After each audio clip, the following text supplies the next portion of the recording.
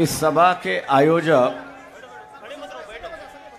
Republican Party of India के district president Sandeep Dange ji, district vice president Nagsen Mankar जी,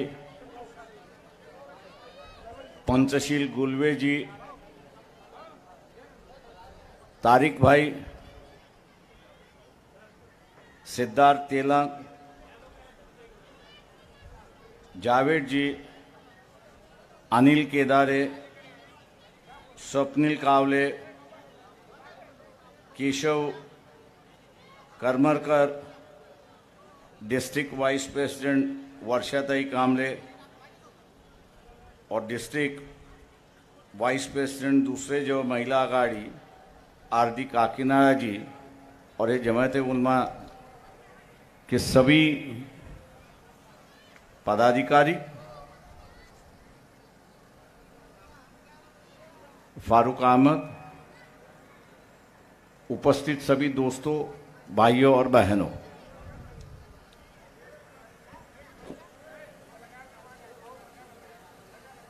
कुछ साल पहले जब कांग्रेस मध्य प्रदेश में सरकार में थी और दिग्विजय सिंह उसके मुख्यमंत्री थे, तो उन्होंने एक कॉन्फ्रेंस बुलाई थी, दलित उद्धार की कॉन्फ्रेंस बुलाई थी। दलितों के लिए क्या करना चाहिए उसके लिए कॉन्फ्रेंस बुलाई थी। 2 दिन की कॉन्फ्रेंस थी।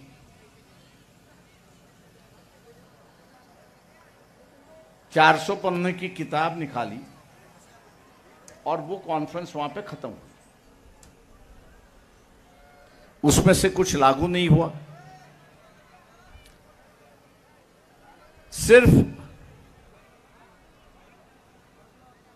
दलितों के, आदिवासियों के, पिछड़ों के वर्ग पर चर्चा होती है, बातचीत होती है, अच्छी चाय पिलाई जाती है, लेकिन उससे कुछ अमल नहीं होता, ऐसी एक परिस्थिति है।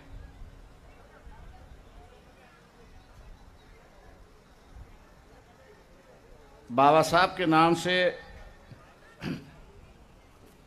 तेलंगाना की सरकार ने, मुख्यमंत्री ने, चंद्रशेखर राव ने बाबा साहब की एक बड़ी मूर्ति हैदराबाद में खड़ी की है। एडमिनिस्ट्रेशन बिल्डिंग है, उसको नाम भी बाबा साहब का दिया है। मैं उनकी सराहना करता हूं, उनको धन्यवाद भी देता हूं।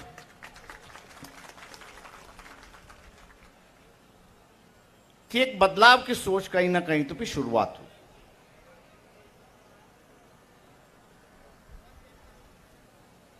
लेकिन अगर हम इसमें ही संतुष्ट मानेंगे तो ये मैं मान के चलता हूं हम लोग बाबा साहब के तौहीन कर रहे हैं।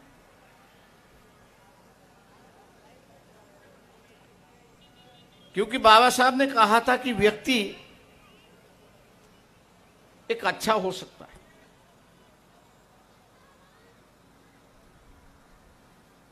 इसमें कोई दो राह नहीं, लेकिन उस व्यक्ति को अच्छा ही रहने के लिए, उस व्यक्ति को अच्छा रहने के लिए, चुने हुए रास्ते पर रखने के लिए अगर हम लोग का प्रयास नहीं होता है तो वो अच्छा व्यक्ति भी बुरा व्यक्ति बन जाता है। इसलिए नहीं कि वो बुरा बनना चाहता है, वो इसलिए बुरा बनता है कि जो लोग बदलाव नहीं चाहते, जो लोग बदलाव नहीं चाहते, वो उस पे हावी हो जाते हैं और उसको मजबूर करते हैं कि भैया अभी तू बदल जा।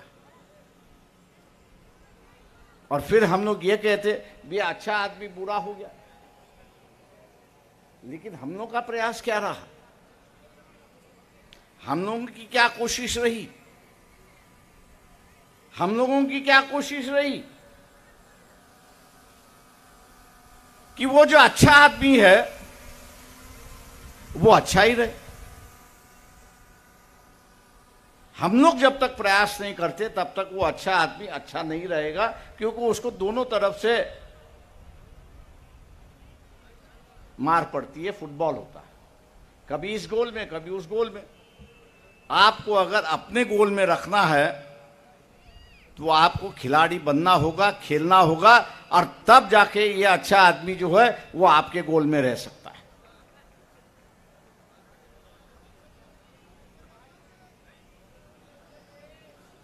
मेरे पूर्व वक्ता ने यहां पर केंद्र की जो सरकार है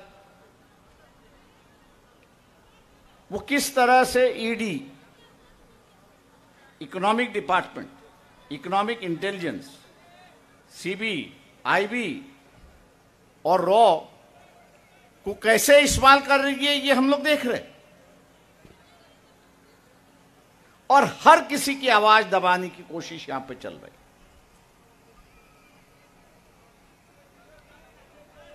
हर किसी की आवाज दबाने की कोशिश यहां पर चल रही है। मैं आप लोगों से पूछता हूं, जमाते उलमे हिंद भी यहां पर बैठे, उनसे भी पूछता हूं कि भैया आपके घर में अगर ईडी आई, जैसे आम लोगों के घर में ईडी आती है, और ईडी के अधिकारी ने कहा भैया ये दबाना है या खुलाना है, झट के अपनी आवाज निकालती, नहीं भैया इसको दबाना है, तो वो कहता है दबाना है तो इसकी कीमत है। अगर कीमत नहीं देना है तो तिहाड़ जेल है, कीमत दोगे तो आजादी होगी। तो आम आदमी क्या चाहेगा, भैया जो कुछ तू ले ले, लेकिन मेरी आजादी बरकरार रखना, मेरी आजादी जो है बरकरार रखना। आज जितने भी मुस्लिम लीडरान है, संगठन है, या आम आदमी भी है, जिन नेताओं पर विश्वास रख रहा है, जिन संगठनों पे विश्वास रख रहा है, क्या उन पर ईडी के केसेस है या नहीं है? क्या ईडी के और सीबीआई के दायरे में वो आ चुके हैं या नहीं आ चुके? अगर वो ईडी और सीबीआई के दायरे में आ चुके हैं और मोदी और अमित शाह ने कहा हमसे समझौता करते हो या जेल में जाते हो, तो वो क्या स्वीकारेंगे?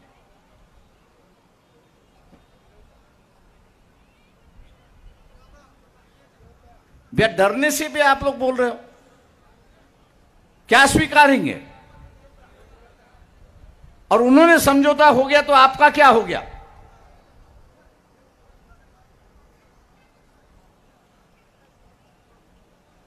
आप तो 12 के भाव में चले गए।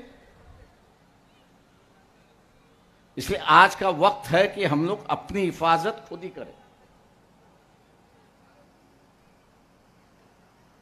मैं ये नहीं कहता हूं कि इनको छोड़ो,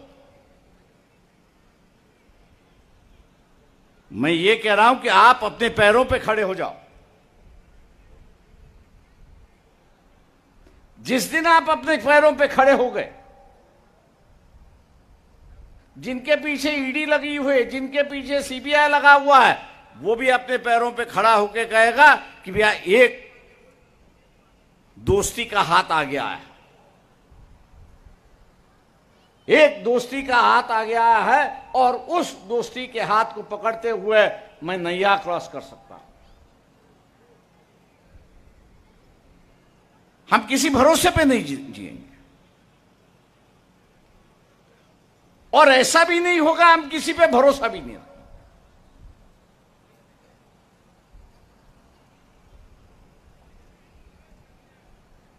हम परिस्थिति देखते हुए चलते रहेंगे, ऐसी एक बात है।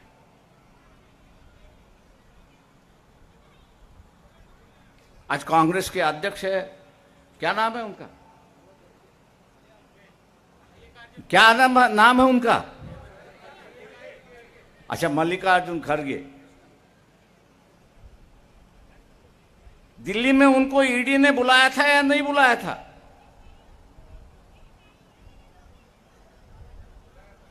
बुलाया था ना। अब उनको जब बुलाया गया है तो नीतीश कुमार की 12 तारीख की मीटिंग का क्या हो गया? कोई कह रहा है मैं इंग्लैंड जा रहा हूं, कौन कह रहा है मैं अमेरिका जा रहा हूं, कौन कह रहा है नहीं मेरा प्रोग्राम है मैं जा नहीं सकता हूं। और आज ही के अखबार में न्यूज आई है कि नीतीश कुमार ने कहा कि भैया जो पक्ष का अध्यक्ष है वो ही आएगा, दूसरा तीसरा कोई नहीं आएगा। एक अच्छी बात उसने कही, वो आप लोगों के लिए अच्छी बात है। दूध का दूध पानी का पानी वो दिखाना चाह रहा है। दूध का दूध पानी का पानी वो दिखाना चाह रहा है कि कौन नेता लड़ सकता है और कौन नेता किस पार्टी का अध्यक्ष लड़ सकता है और किस पार्टी का अध्यक्ष लड़ नहीं सकता, वो दिखाने की उसकी एक कोशिश है। वो एक आपसे कह रहा है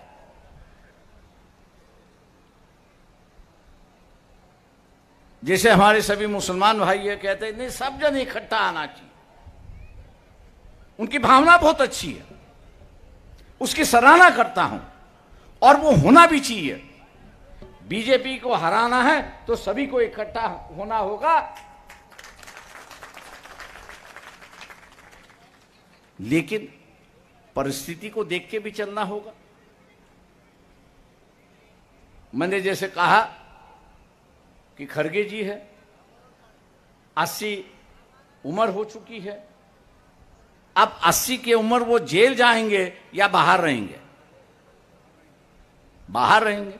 और इसलिए उन्होंने नीतीश कुमार का न्योता स्वीकार तो कर लिया, लेकिन कह रहे हैं कि मैं विदेश के दौरे में। और उनका 12 तारीख का दौरा देखा तो वो कर्नाटक के दौरे पर है। मतलब इस परिस्थिति का भी हम लोग को सामना करना हो।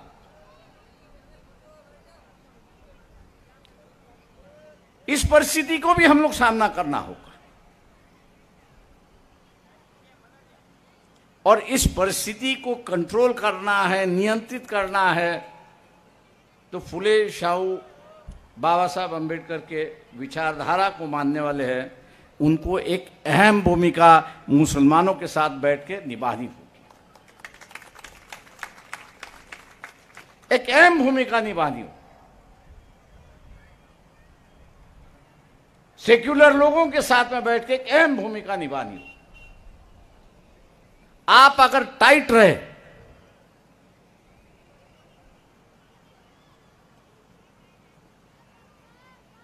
आप अगर टाइट रहे, भैया आप क्या करते हो वो हम देख के आपको अगर अपनी भूमिका निभाएंगे तो मैं समझता हूं कि ये जो थोड़ा थोड़ा डर बाकी इनमें है, मोदी जी का, अमित शाह का जो थोड़ा थोड़ा डर बाकी है, उससे लड़ने में उनमें हिम्मत आएगी। गलतियां तो होती है, ऐसा नहीं है कि नहीं है। ऐसा नहीं है कि खड़गे ने 2 जन को चक्कू लगा दिया, मार दिया है, किसका खून किया है। संगठन चलाते समय कुछ पैसा किसी को ज्यादा दिया, अब उसी को पकड़ के मोदी चल रहे। बे तुमने इसको पैसा ज्यादा क्यों दिया? जवाब नहीं है तो 1-2 चीज है, हम जैसे कह रहे हो वैसे हो जाओ, नहीं तो तिहाड़ जेल में जाके बैठो।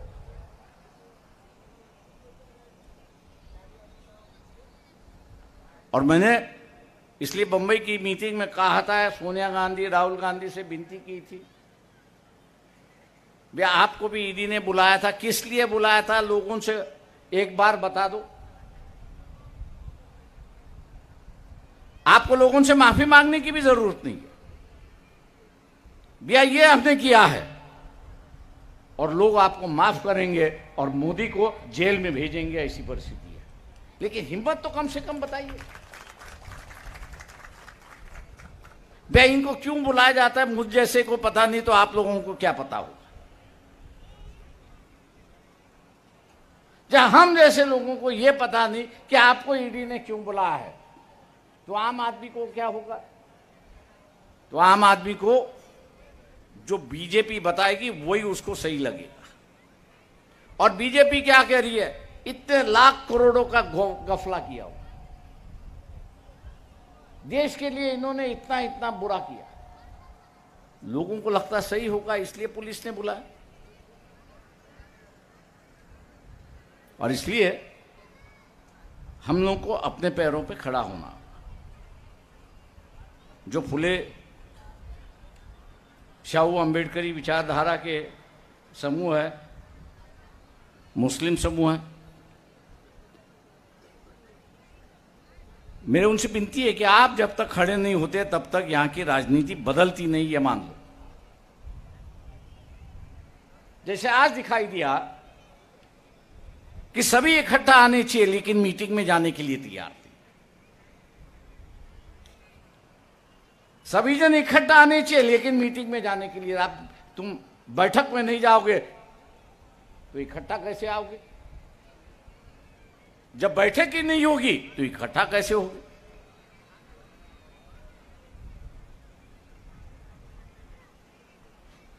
तेलंगाना में मैं कह सकता हूं कि राजनीति थोड़ी सी स्पष्ट है। एक तरफ बीआरएस है, दूसरी तरफ बीजेपी है, तीसरी तरफ कांग्रेस है, छोटे मोटे दल दूसरे हैं। यह दावे के साथ कह रहे हैं कि हम सभी सीटें 119 सीटें लड़ेंगे, और उनकी तैयारी चल रही है।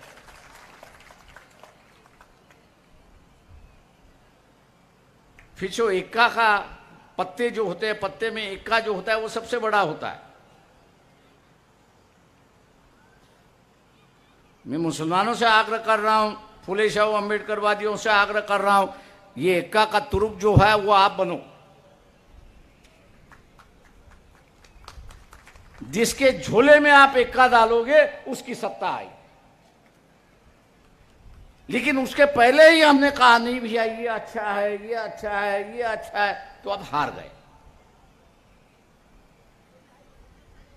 कौन अच्छा है कौन बुरा है इसकी कहने की जरूरत नहीं।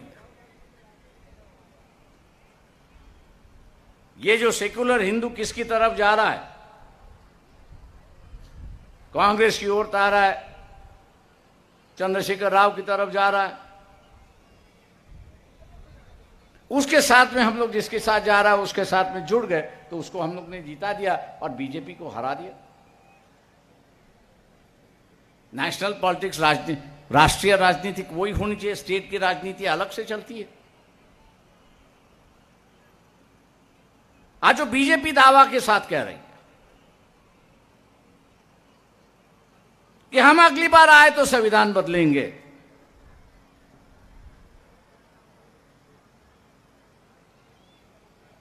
हम लोग का भी एक दूसरा नारा लगाना चाहिए कि 2024 में या उसके पहले आपने इलेक्शन लिया तो आपको हरा के रहेंगे, ये आप ध्यान ले लो। कौन जीता कौन हारता उसका छोड़ दो, ये व्यक्ति जीता ये व्यक्ति हारा उससे नहीं, लेकिन बीजेपी हारी, यही हम लोग का लक्ष्य वहां पर होना चाहिए। संविधान बचाना है तो बीजेपी को हराना है, और एक दफे बीजेपी को हरा दिया तो आप मान लीजिए दोबारा वो अपने पैरों पे खड़ी नहीं होगी, क्योंकि उनका वजूद नहीं है,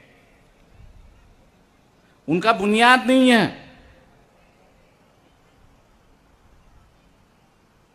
आज वो डरा के सत्ता पे आ रही है, तोड़फोड़ करके सत्ता पे आ रही है, इसको खरीदिए उसको फोड़ो, उसको टोको, ईडी की इंक्वायरी लगा दो, एक डर पैदा करो।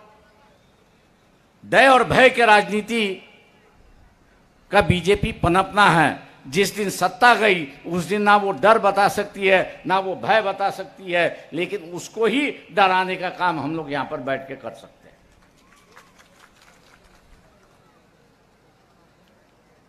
इसलिए मैं आग्रह करता हूं आप लोगों से, इतनी बड़ी तादाद में आप आए इसके लिए मैं आपका धन्यवाद देता हूं। संविधान बचाने के लिए आप आए इसलिए मैं आपका धन्यवाद देता हूं। लेकिन चलते चलते हम लोगों को और मित्रता बढ़ानी होगी और लोगों को जोड़ना होगा।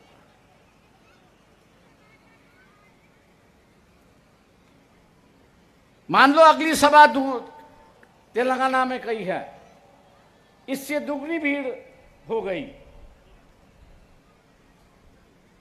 इससे दुगनी भीड़ हो गई, तो भीड़ भी अपनी एक संदेश देती है। जैसे आज माइक पे कहते हुए मैं एक संदेश दे रहा हूं, अपनी बात कह रहा हूं,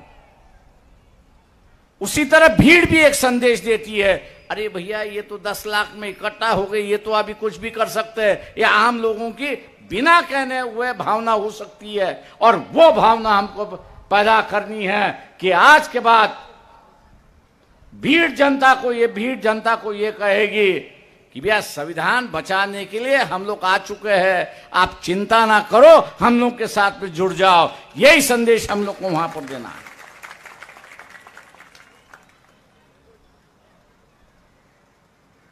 और इसलिए दोस्तों एक बदलाव की सोच आ रही है।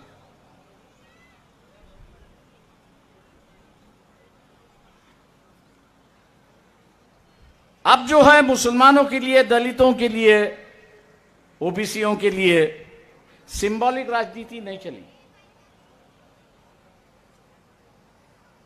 सिंबल की राजनीति नहीं चली। अब वो जो है वो सही मानने चल रहे हैं।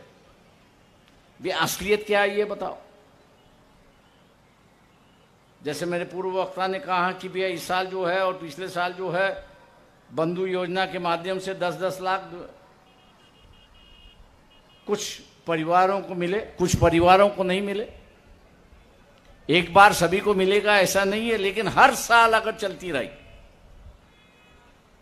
ये योजना, अगर हर साल चलती रही, हो सकता है कि एक 10 साल के अंदर आधी जनता तक हम लोग वहां पर पहुंच सकते हैं और उसकी आर्थिक व्यवस्था हम लोग बदल सकते हैं। लेकिन ये 10 साल के लिए व्यवस्था चलनी चाहिए, उसकी जिम्मेदारी हम लोग की है। ये हम लोग कैसे चलाएंगे? ये भीड़ की ताकत पे हम लोग चला सकते। सत्ता पे कोई नहीं चाहता, हर कोई सत्ता चाहता है,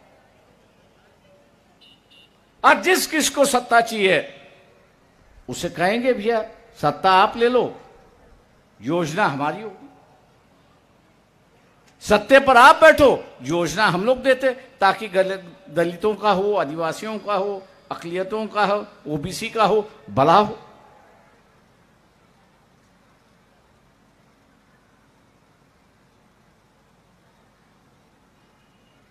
आज जैसे मैंने जिनको टोका था कि आप रुकिए, जमीनों के पट्टे को लेके देश भर में एक मुहिम चली है, और ये कहते हुए कि भैया आपने अतिक्रमण किया है।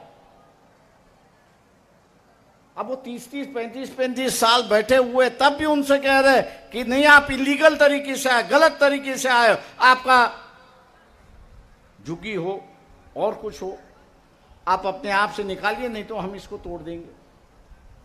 देश भर मुहिम चली।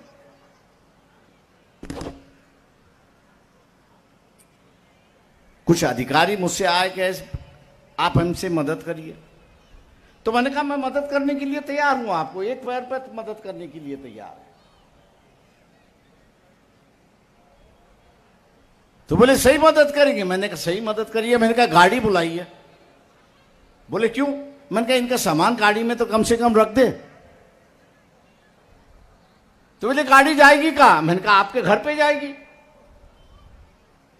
बोले हमारे घर पर क्यों? क्यों आप तोड़ने आए हो? भैया वो रहेंगे, आपके साथ रहेंगे, आप उसको तोड़ना है तो तोड़ दीजिए, लेकिन इनको कहीं ना कहीं तो ये बसना होगा। आप अधिकारी हो, सरकारी सर्वेंट हो, इसलिए आपके साथ अगर रहे तो वो सुकून से रहेंगे, इनको कोई तकलीफ नहीं। तो अधिकारी का ऐसा कैसा हो सकता है? मैंने कहा सरकारी मकान है, वो आपका मकान नहीं है, वो सरकारी मकान है, इसलिए ये भी सरकारी मेहमान आपकी तरह हो जाएंगे, आपको चिंता क्यों है? उनका साथी जो था वो कह रहा था यहां से निकल सकते अपन, नहीं तो ये जो 80 झुग्गी झोपड़े में रहने वाले जो है, इनका सामान यही भरेगा गाड़ी में और अपने घर पे भेज देगा और कहेगा भैया इसको यहां से निकाल दे।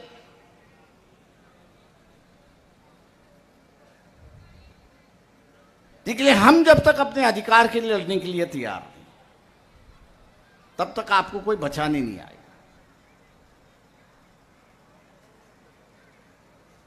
जो हमको निकालने के लिए आया है उनसे कह देना भैया 5 साल के बाद मैं तुझे भी निकाल सकता हूं, वक्त खाली 5 साल का है।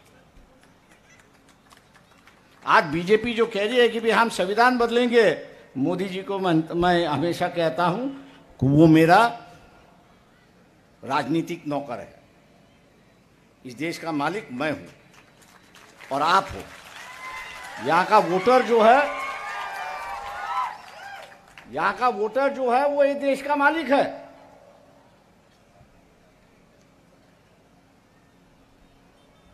और उसको आपने चुन के दिया है 5 साल के लिए, संविधान के दायरे में रह के तू सत्ता चलाते रहे। आपने उसको नियुक्ति किया है तो आपका क्या हो गया? वो क्या हो गया? आवाज नहीं आ रही? तो फिर इससे डरना क्यों?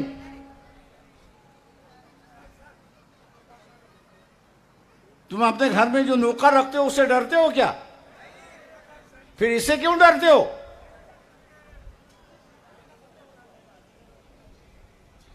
इससे क्यों डरते हो?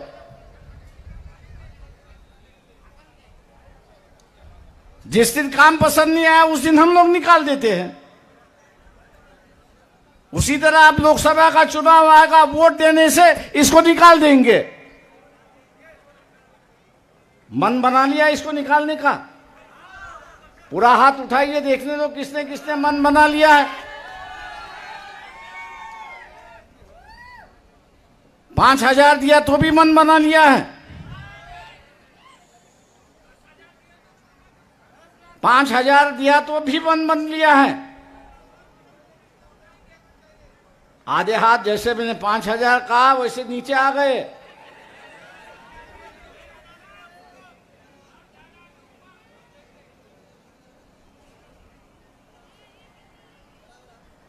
सवाल यह है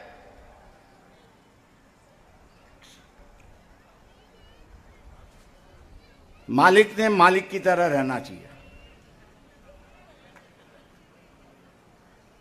सवाल यह है कि मालिक ने मालिक की तरह रहना चाहिए।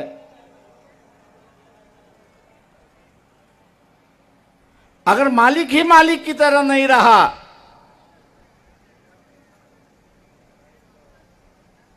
तो इस देश में आंधाधुंधी शुरुआत होगी, इसको याद रखना। देश की परिस्थिति बेकाबू हो जाएगी, ऐसी परिस्थिति है।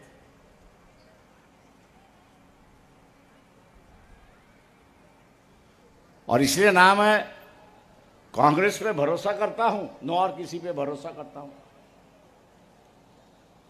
क्योंकि मैं अपनी गर्दन किसी के कंधे पे रखने के लिए तैयार नहीं। पता नहीं कब वो छुरी चलाए और मेरी गर्दन ही अलग कर दे। इसलिए हमेशा अपनी गर्दन जो है अपने कंधों पर ही होना जरूरी है। और अपनी गर्दन अपने कंधों पर रखना है तो बाबा साहब का संदेश जो है वो हमने हमेशा याद रखना चाहिए भैया किसी के साथ जाना है तो हमेशा जाइए, उसमें कोई एतराज नहीं। किसी के साथ जाना है तो बेशक जाइए, लेकिन जाते समय अपनी झुग्गी तोड़ के मत जाइए।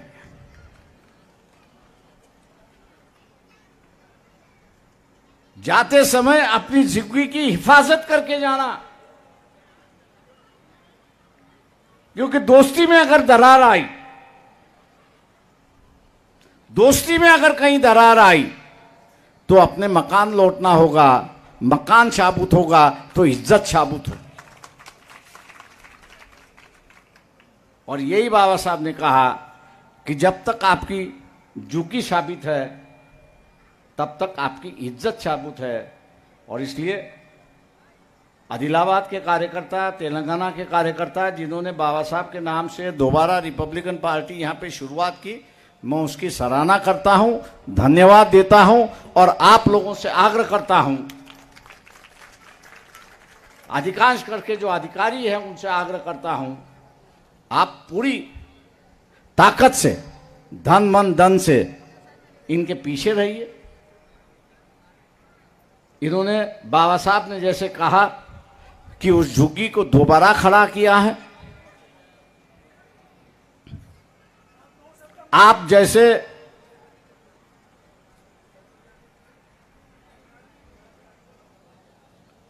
पार्टी के रैली में सहयोगी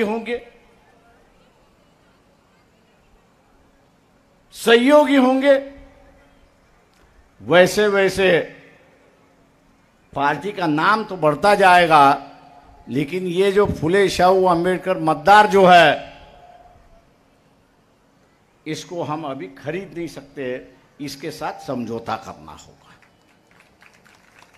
और भी इज्जत के साथ समझौता करना होगा।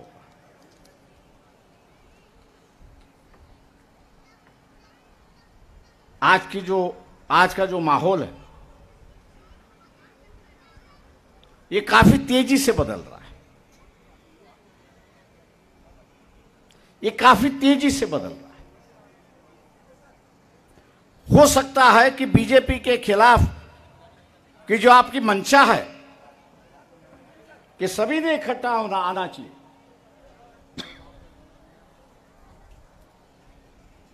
जो आपकी मंशा है कि सभी ने इकट्ठा आना चाहिए, हो सकता है कि उसमें से कुछ ना आए भी।